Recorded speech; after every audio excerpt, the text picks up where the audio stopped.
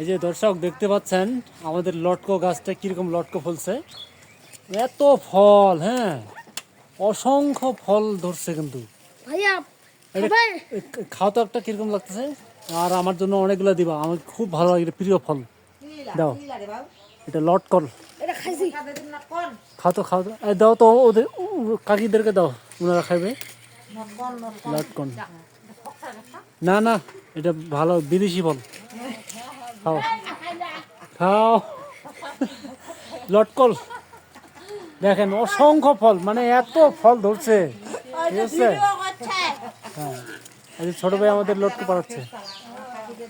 হ্যাঁ দেখেন এত পরিমাণ ফল ধরছে, এটা জাতটা খুবই ভালো, এটা বিদেশি ফল।